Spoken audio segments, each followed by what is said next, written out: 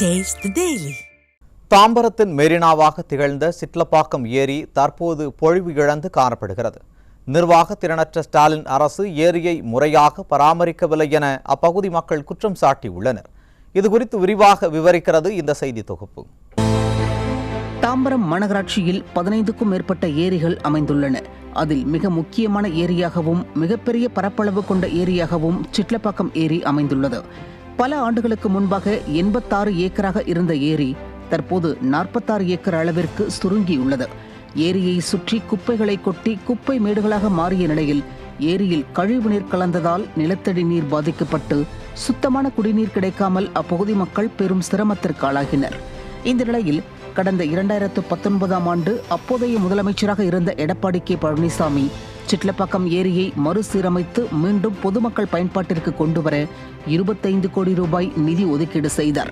மறுசீரமைப்பு பணிகள் விறுவிறுப்பாக நடைபெற்று வந்த நிலையில் விடியா திமுக ஆட்சி அமைந்தவுடன் சிட்லப்பாக்கம் ஏரி மறுசீரமைப்பு பணிகள் மந்தமாக நடைபெற்றது. இதையடுத்து பொதுமக்கள் நடத்திய தொடர் போராட்டம் காரணமாக ஏரி சீரமைப்பு பணி முடிவுற்று பயன்பாட்டிற்கு வந்தது.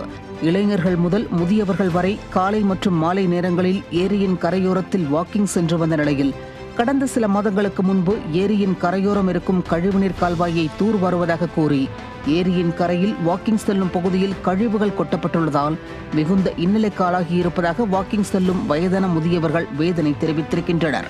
கழிவுநீரை சுத்தம் பண்ணி அந்த சேரை எடுத்து இந்த கரமேட்டில் போட்டுறாங்க. இங்கே வேற எங்கேயும் போகிறதுக்கு இடம் இல்லை. அதனால இந்த கரமேட்டில் போட்டு இந்த கரமேடே ரொம்ப பாதையே இல்லாமல் போச்சு. இந்த பாதையானது முதல்ல மாதிரி நடைபயிற்சி செய்வதற்கு ஏதுவாக இல்லை. இதை சுத்தம் பண்ணியிருக்கலாம், என்ன காரணத்துக்காக அப்படியே விட்டுட்டாங்க. இப்போ என்னாச்சுன்னா டோசர் இந்த வழியாக போயிருக்கு. அந்த டோசர் போன பாதையில் தான் இப்போ மக்கள் நடைபயிற்சி செஞ்சிட்ருக்காங்க.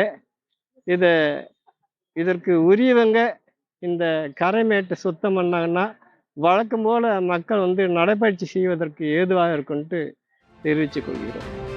கழிவுநீர் கால்வாயிலிருந்து எடுக்கப்பட்ட கழிவுகள் ஏரியின் கரைப்பகுதியில் கொட்டப்பட்டுள்ளதால் மழை பெய்தால் அந்த கழிவுகள் ஏரிக்குள் சென்றுவிடும் என பொதுமக்கள் குற்றம் சாட்டியுள்ளனர்.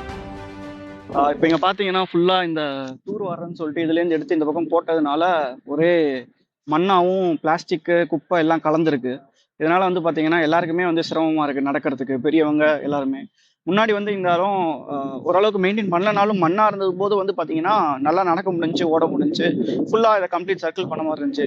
இப்போ இதுவே பார்த்தீங்கன்னா மழை காலம் ஆரம்பிக்கும் போது மழை பெய்ய ஆரம்பிச்சதுன்னா தண்ணி பட்டு திருப்பி இதில் இருக்கிற பிளாஸ்டிக்கு கழிவு எல்லாம் மறுபடியும் ஏரியில் போய் கலக்க வாய்ப்பு இருக்குது. ஸோ இதை க்ளீன் பண்ணுறது பெட்டர். எவ்வளோ சீக்கிரம் க்ளீன் பண்ணுறாங்களோ அது பெட்டர். இங்கே ரெகுலராக வாக்கிங் வர்றது தான்.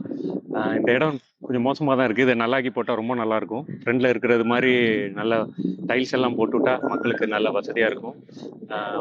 இது சேஃபாகவும் இருக்கும். இந்த இடம் ரொம்ப ஸ்மெல்லும் அடிக்குது. இதை சரியாக்குனீங்கன்னா நிறைய பாட்டில்ஸு சேஃப்டி அது எதுவுமே இல்லாமல் இருக்குது. அது பார்த்தீங்கன்னா நல்லாயிருக்கும்.